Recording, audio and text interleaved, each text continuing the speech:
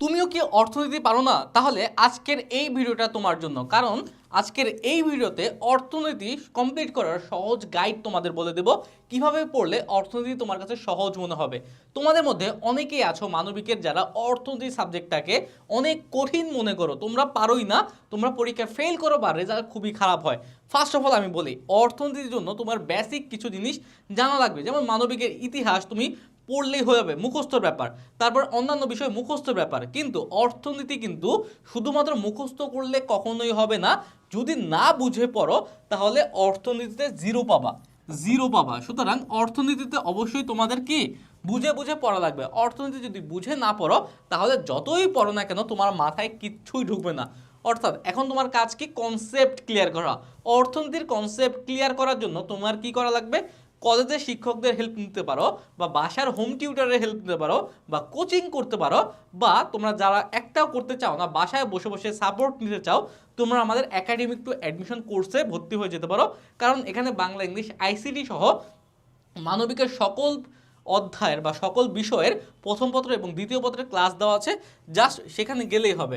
যেমন আমি যদি এখানে দেখাই, আমাদের এখানে এই যে আমি আমাদের কোর্সে চলে যাই, আমি তোমাদের ডাইরেক্ট আমাদের কোর্সে গিয়ে দেখাই। এখানে আমরা 27 বা 28 ব্যাচের, এই যে 27 ব্যাচের কোর্স, 28 ব্যাচের কোর্স, আমরা 27 ব্যাচে ঢুকলাম। 27 ব্যাচে ঢুকার পরে এইখানে যে একাডেমিক ক্লাস অপশান, একাডেমিক ক্লাসে গিয়ে আমরা নিচে গেলে এই যে অর্থনীতি ইকোনমিক্স সেকেন্ড পেপার, আমরা একটু নিচে গেলে ফার্স্ট পেপারও পেয়ে যাব। এই যে ইকোনমিক্স ফার্স্ট পেপার, ফার্স্ট পেপারে গেলাম, এখানে তোমার সকল বিষয়ের ক্লাস দেওয়া আছে। সকল বিষয়ের অধ্যায় 5, অধ্যায় 6, 7, 8, 9, হ্যাঁ 10, এখন 10টা অধ্যায় আছে, 10টা অধ্যায়েরই ক্লাস এখানে দেওয়া আছে। সাপোজ তোমার হচ্ছে দ্বিতীয় অধ্যায় সমস্যা, দ্বিতীয় অধ্যায় হচ্ছে তোমাদের সবচেয়ে ইম্পর্টেন্ট। এখন দ্বিতীয় অধ্যায় সমস্যা, এখন দ্বিতীয় অধ্যায় ক্লাসটা শুরু করলাম। এই যে দ্বিতীয় অধ্যায়ের ক্লাসটা শুরু করলা, এই ক্লাসটা শুরু করলে তোমাদের এই যে আবির ভাইয়া কিন্তু ঢাকা বিশ্ববিদ্যালয়ের ইকোনমিক্স ডিপার্টমেন্টেই লেখাপড়া করে। সুতরাং ক্লাসটা করলা, আশা করা যায় তোমার ভালোভাবেই হয়ে যাবে। ওকে, কনসেপ্টটা পড়তে হবে, কনসেপ্টটা নোট করা লাগবে। যদি কনসেপ্ট আমাদের ক্লাস করার পরেও বুঝতে সমস্যা থাকে, দরকার হলে আমাদের প্রশ্ন করা লাগবে, আমাদের ইনবক্সে আসা লাগবে, বা আমাদের টিমের হেল্প নেওয়া লাগবে। তারপরও আগে কনসেপ্টটা ক্লিয়ার করা লাগবে। কনসেপ্ট ক্লিয়ার করার পরে মুখস্থ করা, যেমন কিছু কিছু বিষয় আছে যেগুলো তোমার মুখস্থ করতে হবে, তারপর বুঝে পড়ো, না বুঝে পড়ার দরকার নাই। তারপরে আসি, তারপর আমাদের ডায়াগ্রাম, তারপরে ফ্লো চার্ট, গ্রাফ, এগুলো আয়ত্ত করতে হবে। যেমন এই যে গ্রাফ, এটা তোমার পারাই লাগবে, এটা না পারার কোনো কি ওয়ে নাই। তুমি যদি চিত্র না আঁকতে পারো তাহলে তুমি ইকোনমিক্স তোমার জন্য না, ইকোনমিক্সে তুমি খারাপ করবা। এখন তোমাদের অনেকেরই একটা প্রশ্ন থাকে যে ভাইয়া আমার তো চিত্র আঁকতে আঁকতে অনেক সময় চলে যায়, স্কেল পেন্সিল। ভাই কোনো প্যারা নিবা না, জাস্ট একটা কলম নিবা, তোমার খাতা, কোনো স্কেল লাগবে না, পেন্সিল লাগবে না, জাস্ট এইভাবে দাগ দিবা, এইভাবে দাগ দিবা। এই যে 5, 10, 15, 5, 10, 15, এই যে 5 থেকে এই পর্যন্ত, এটা থেকে এই পর্যন্ত, এটা থেকে সাপোজ এই পর্যন্ত আসলো, সেম কলম দিয়া এটা এঁকে দিবা, শেষ।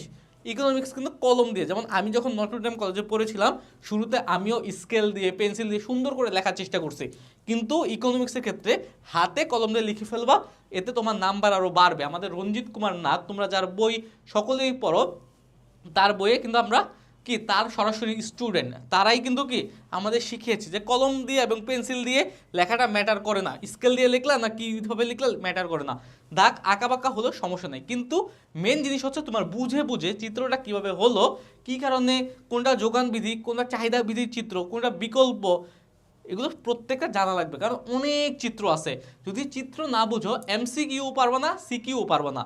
তোমার সৃজনশীল এবং এমসিকিউ দুইটার জন্যই তো কি তোমার চিত্র আত্মস্থ বা আয়ত্ত করতে হবে। তারপরে আসি, তারপরে তোমার সূত্র, সংজ্ঞা এবং গুরুত্বপূর্ণ পয়েন্টের শর্ট নোট করতে হবে। সূত্র যদি না জানো, কোনটা চাহিদা বিধি, কোনটা যোগান বিধি, চাহিদা রেখা কি, যোগান রেখা কি, এগুলো যদি না পারো তাহলে ইকোনমিক্সে তুমি একদম খারাপ করবা, ফেল করাটা কি একদম মোটামুটি শিওর। তারপরে বিভিন্ন বাজার সম্পর্কে ধারণা, ইকোনমিক্সের সেকেন্ড পেপারে বিশেষ করে তোমার সংখ্যাটা অনেক বেশি আসে, আর সূত্রটা কি ফার্স্ট পেপারে বেশি গুরুত্বপূর্ণ। তোমার সূত্র ফার্স্ট পেপারে লাগে, সূত্র ফার্স্ট পেপারে লাগে, কারণ হচ্ছে অনেক ম্যাথমেটিক্যাল টার্ম আছে, আর সংজ্ঞা কি সেকেন্ড পেপারে বেশি লাগে। ফার্স্ট পেপারও লাগে কিন্তু সেকেন্ড পেপারে বেশি লাগে। এই সূত্র সংজ্ঞা প্রত্যেকটা সূত্রের সাথে মিলিত একটা চিত্র, এগুলো তোমাদের নোট খাতায় রাখবা। যেমন আমাদের কলেজ লাইফের নোট খাতা এখনও আছে, এগুলো এখনও আমাদের কাজে লাগে। ইভেন ইকোনমিক্স কিন্তু তোমার ইউনিভার্সিটিতে উঠেও পড়া লাগবে, এটা খুবই ইম্পর্টেন্ট একটা টপিক। সুতরাং তোমরা নোট করে করে পড়বা, আর গুরুত্বপূর্ণ পয়েন্টগুলো নোট করে রাখবা। এর ফলে কি হবে, পরীক্ষার মধ্যে তোমার রিভিশন দেওয়াটা ইজি হবে। পরীক্ষার আগে অল্প সময় তুমি ইকোনমিক্সের রিভিশন দিতে পারবা। ওকে, এইভাবে একটু ভালোভাবে পড়লেই ইকোনমিক্স তোমার হয়ে যাবে। আস্তে আস্তে প্রথমে একটু কঠিন মনে হবে, আমাদের ক্লাসগুলো করো, নোট করো, আস্তে আস্তে দাগানো বইগুলো আমাদের এখানে দেওয়া আছে কোর্সের মধ্যে, দাগানো বইগুলো পড়ো, কোনো সমস্যা হবে না আশা করছি। তারপরে গুরুত্বপূর্ণ অধ্যায়ে বেশি সময় দাও, যে অধ্যায়গুলো গুরুত্বপূর্ণ ওগুলোতে বেশি সময় দেবা। যেমন আমি বলবো ইকোনমিক্স ফার্স্ট এবং সেকেন্ডের, ফার্স্টের দ্বিতীয়, তৃতীয়, চতুর্থ, পঞ্চম, আর সেকেন্ডের প্রথম, দ্বিতীয়, তৃতীয়, চতুর্থ, পঞ্চম, সপ্তম। হ্যাঁ, সপ্তম, এগুলো কি বেশি গুরুত্বপূর্ণ, এগুলো একটু ভালোভাবে পড়বা। ওকে, এখন তোমরা আগে 2 নাম্বারটা ফোকাস করবা। 2 নাম্বারটা অনেক ভালোভাবে বুঝলে তুমি 3 নাম্বারটাও পারবা, 3 নাম্বারটা বুঝলে 4 নাম্বারটা পারবা, 5 নাম্বারটা। এই 3টা 4টা যদি চ্যাপ্টার পড়ো, ইকোনমিক্স নিয়ে তোমার কোনো প্যারা খাওয়া লাগবে না, তুমি ইকোনমিক্সের বস হয়ে যাবা। এইভাবে প্রত্যেকটা ক্লাসের প্রত্যেকটা লেকচার আমাদের এই যে এখানে দেওয়া আছে, আমি তোমাদের দেখাই, এখানে ভাইয়া তোমাদের সব দেওয়া আছে, এই যে একাডেমিক ক্লাসে সব দেওয়া আছে। তারপর তুমি এখানে শুধুমাত্র কি ইকোনমিক্স না, প্রত্যেকটা সাবজেক্ট, ইকোনমিক্স সেকেন্ড পেপার আছে, জিওগ্রাফি সেকেন্ড পেপার আছে, Islamic history second paper, social work, logic, কৃষি শিক্ষা, যা দরকার তোমার সব আছে, স্ট্যাটিস্টিক্স সব আছে।